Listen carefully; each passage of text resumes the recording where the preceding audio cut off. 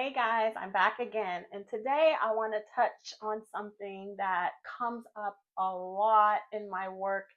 I work in an inpatient rehab, right? And we get a ton of stroke patients, and I've been doing this for over 24 years. And it's dawning on me, let me just make a video about this. And that is about home health therapy, okay?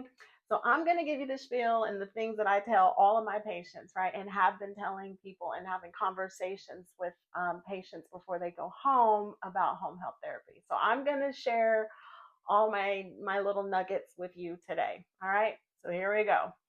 Bottom line, home health therapy is what almost not everybody, but a lot of people do end up going home either immediately from the hospital after a stroke and just go home with home health therapy, or they do get to go to some kind of skilled rehab or inpatient rehab. And once that's over, they send you home with a referral for continued therapy with home health therapy. Now, the reason why most people tend to go home with home health therapy versus doing outpatient, even though outpatient might give you better quality therapy, is the transportation issue. If you are homebound, if you don't, you yourself obviously more than likely are not able to drive safely yet.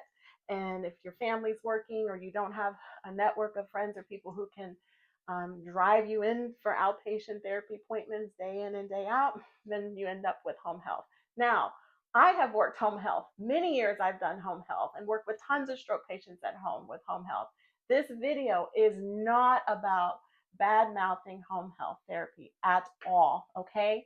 The point of this video, what I'm going to share with you today, is to empower you and to help you, give you tips so that you can get the most out of home health therapy. Because the reality is, if that's all you have, you need to make the most make the most of the time that you have and get the most out of the time you have with that one-on-one time with your therapist. Okay. So number one, before you even choose, hopefully you get options. So if you are in a hospital and about to go home, usually the case manager is going to come around and give you a list, a printout of some options for home health agencies that your insurance is willing to cover, that will go to where you live, right, that will service your area. So step one, if you aren't able to do this yourself, please, if you can, enlist of someone you trust, a friend or a family member, to go look at the ratings. I know reviews aren't everything, but it's a start. First, look at the reviews and ratings for those agencies, and then also call them and find out how much experience they have working with patients who have had a stroke. This is also important if you're going to get outpatient, because not all outpatient clinics are really great with neurological conditions. Some are more orthopedic based. So again, always find out what the expertise are of the folks who are going to be coming to work with you. Okay. So that's number one. Once you get set up with home health, they're going to call you, set up a time to come do their initial assessment, evaluation. Then at that point, they'll let you know, okay, it looks like you would benefit from having OT or PT or speech twice a week or 3 times a week for 4 weeks or 6 weeks or 8 weeks, whatever the case may be. But you're going to want to ask them at the time of their evaluation, or when they come back for that next visit, you want to be clear on what we call it, the frequency and the duration of your treatment. You want to know what they're recommending and what's been approved. And then you keep track of your visits yourself, because once those visits are gone, they're gone. Okay. So that's another big thing. Make sure you understand who's, how long they're coming, how many days a week they're going to come, and for how many weeks. Okay. I hope that made sense. All right. Now, home health is set up, they've come, they've evaluated you, and now they're going to start coming. This is what you're going to want to do. Please have some idea about what you want to work on when they come. Okay. I don't want you guys to just be kind of sitting ducks and just whatever they say is what's going to go, right?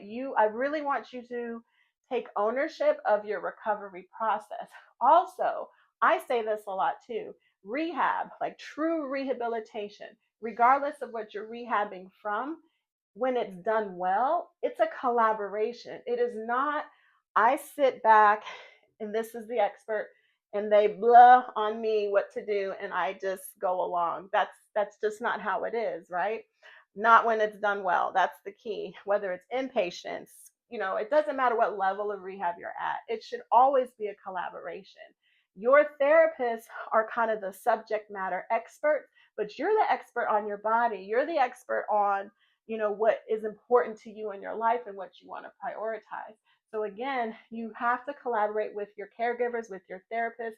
Um, and you have a voice in that mix for it to go well, right? For you to get the most out of it. So have some idea. If you know OT's coming at Tuesday at 10 a.m. and I'm really struggling with getting in and out of the shower safely, or I really want to start doing some weight bearing in my shoulder, or I'm having pain, or whatever it is, have some idea. You don't have to have all the answers. That's not what this is about, but you want to have some kind of idea or plan what you can broach and discuss with your therapist when they come, because they are there to serve you. Does that make sense? I hope it does. Please take that to heart. It is not always a comfortable thing for people to advocate for themselves and be assertive, but in this regard, you have got to dig deep and find a way to do that. And if you are struggling to do that, please make sure you've got family there or a friend there, someone that can be there with you to kind of help um, support you and making sure that you're getting what you need out of your therapist. Now, again, this is not about bad mouthing home health or home health therapists at all. Because again, I've done it myself, right? So I feel very comfortable in saying not all therapists are created equal, right? Just like any other profession. So you are gonna, I usually say this to my patients: your home health therapy experience is only going to be as good as the therapist that they send to you. Does that make sense? I hope it does. There are going to be some therapists that are going to come prepared. They're going to understand what's going on with you, and they're going to know how to best guide and move you through and challenge you based on what's going on with you, right? That's what you want. Someone's going to willing to go above and beyond and do everything, treat you as if you were their own family member. That's gold standard. That's, unfortunately, I'm not a cynic, but this is just reality. And I deal in terms of reality. In reality, not all therapists operate that way, right? Some are just, they're tired. Maybe it's not really something they want to be doing, or the incentive of them being paid per visit, they're just trying to hustle in and hustle out, right? That's just facts, you guys. This is not about a negativity about anything. It's just, again, me empowering you. I want you to understand systematically how all these things are working, or all these factors that might be in play. But none of those things, whether they're true or not, should negatively impact your recovery process to the point where you're not getting what you need. I hope that makes sense, because regardless of if you're getting somebody good or not so great, you're these visits, like, you only get X amount of visits with home health therapy. So say you get 30 visits or 10 visits or whatever it is. Once it's gone, it's gone. So you need to treat this like the valuable asset and resource that it is, and really pull and expect and demand from those folks who are coming to work with you. It's not in a negative, mean spirited way. Again, I am encouraging you to come and approach this from a place of empowerment, a place of intention, of thinking through what you want to do, what's important to you, and what you want to prioritize, and then communicate that with your therapist. That's the whole collaboration piece. That's someone that's there for you. And you guys should develop that kind of relationship for however long you guys are working together. So please feel empowered and encouraged in doing that. Okay. I hope all of that made sense. Now, beyond that, once you've got your plan and you know what you want to do, and you're communicating with your therapist, and you guys have got a flow, and you're making it work, regardless of how perfect it is or isn't, you're making it work. This is also what I want you to do. When you know they're coming, they don't always give you an exact time. They may say, I'll be there between noon and 2 on Tuesday, whatever it is. That's your time frame. I want you to be ready before they get there. When I say ready, obviously dressed, but I'm talking about, if you know they're coming to do exercises with you, make sure that you're warmed up. Make sure that you've already done some stretches, some range of motion, whatever it is that you need to do. If there are certain exercises that the therapist is tending to do with you that you easily could do on your own, go ahead and do them. So when they come, you can report, hey, like while they're doing your vitals and all that initial documentation that they're required to do, you can say, hey, I've already done A, I've already done B, and I'm just about to do C, but today I would really like to do XYZ. That's how you should approach this, okay? This is your body, this is your recovery, and again, your therapy time, regardless of where you are in the recovery process, regardless of what type of therapy you're getting, but especially with home health, it is time limited. It is not going to last forever, and you want to get the most out of your therapy sessions as you can. Okay? Does that make sense? I hope so. All right. Now, once you've done that, you've planned and you're prepared and you're communicating with your therapist and you're letting them know you've gotten yourself warmed up and ready before they get there. Collaborate, collaborate, collaborate. Now, say you do all of those things, right? And it's just not jiving. Like they don't come when they say they're going to come. They are mostly doing their documentation when they're there. They're in and out. They're not really spending any quality time with you. You feel like everything that they're doing, it's almost pointless. Like I can do better on my own. If any of those scenarios are happening, before you just totally opt out of continuing with your therapy because you feel like it's a waste of time, contact the agency. Talk to the director or whoever's in charge, the supervisor, the clinical supervisor, whoever that is. This is, and again, remember, this is not about getting anybody in trouble. This is about getting the most value you can out of your therapy resources. Okay. So you contact them, you explain what is happening, how it's making you feel, what is like you feel like you're not getting what you need. Communicate, communicate, communicate, assert. All right, and then request for them to send someone else, because like I mentioned already, you're only going to get a finite amount of visits, right? Regardless of how good or not so good your insurance plan is. So please follow these steps and see if this helps you get the most out of your therapy process.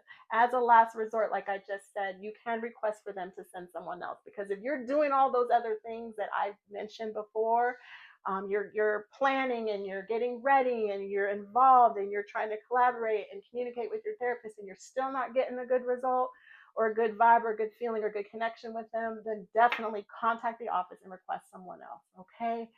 Home health is such a valuable and it's a necessary entity, because there are so many people, not just people with strokes, obviously, but people who are needing therapy that physically cannot get out into the community to access other resources.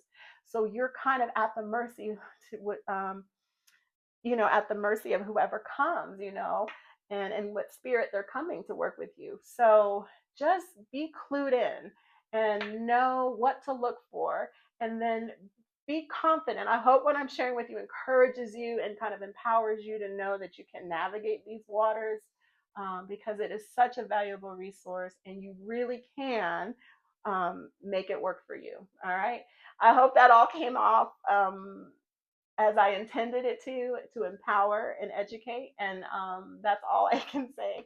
That's my intention. And like I always say, I hope this was helpful.